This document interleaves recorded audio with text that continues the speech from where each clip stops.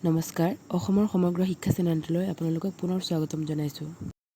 আজি আমি আপোনালোকৰ মাজলৈ লৈ আহিছোঁ অসম বুৰঞ্জীৰ কেইটামান বিশেষ প্ৰশ্নৰ উত্তৰ। অসমৰ প্ৰাচীন নাম কি? উত্তৰ প্ৰাগজ্যোতিষপুৰ। অসম নাম কেতিয়াৰ পৰা হয়? উত্তৰ আহোমসকলৰ ৰাজত্বকালৰ পৰা। পুৰণি প্ৰাগজ্যোতিষ ৰাজ্যৰ ৰাজধানী কি আছিল? উত্তৰ প্ৰাগজ্যোতিষপুৰ। অসমত অসুৰ বংশৰ প্ৰতিষ্ঠাতা কোন? উত্তৰ ঘটকাসুৰ। অসমৰ প্ৰথম ঐতিহাসিক ৰজা কোন আছিল? উত্তৰ পুষ্যবৰ্মন। আহোমসকলে কিমান বছৰ অসমত শাসন কৰিছিল? উত্তৰ প্ৰায় 600 বছৰ। আহোমসকলৰ আদি ৰজা কোন আছিল? উত্তৰ চুকাফা।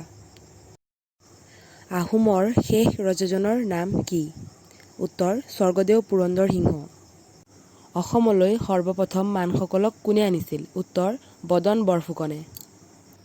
কাৰ দিনত চীনা পৰিব্ৰাজক অসমলৈ আহিছিল? উত্তৰ ভাস্কৰ বৰ্মনৰ দিনত।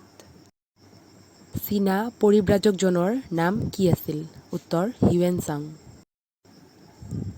ৰংঘৰ কোনে সজাইছিল? উত্তৰ স্বৰ্গদেউ প্ৰমত্ত সিংহই।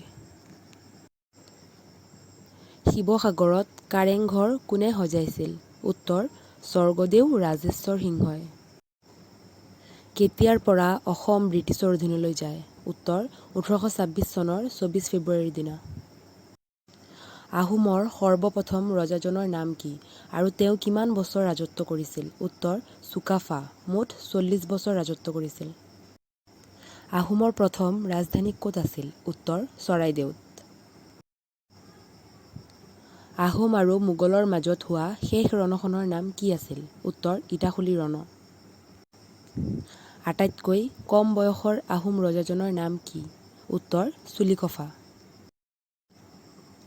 শৰাইঘাটৰ ৰণ কাৰ দিনত হৈছিল? উত্তৰ চক্ৰধ্বজ সিংহৰ দিনত। শৰাইঘাটৰ ৰণত আহোমৰ সেনাপতি কোন আছিল? উত্তৰ লাচিত বৰফুকন। শৰাইঘাটৰ ৰণত মোগলৰ সেনাপতি কোন আছিল? উত্তৰ ৰামসিংহ।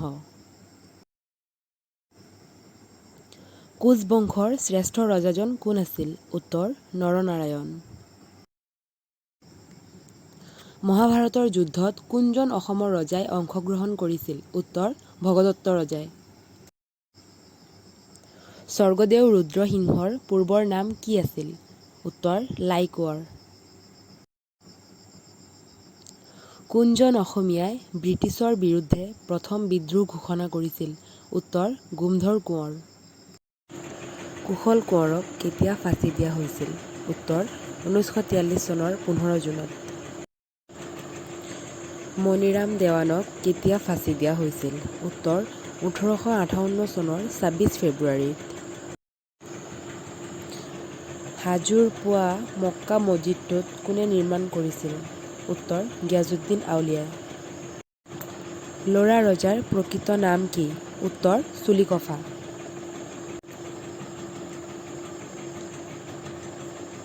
বুৰঞ্জী শব্দৰ অৰ্থ কি? উত্তৰ নজনা কথাৰ ভঁৰাল।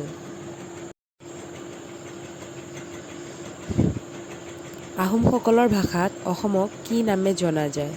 উত্তৰ মুন দুন চুন খাম।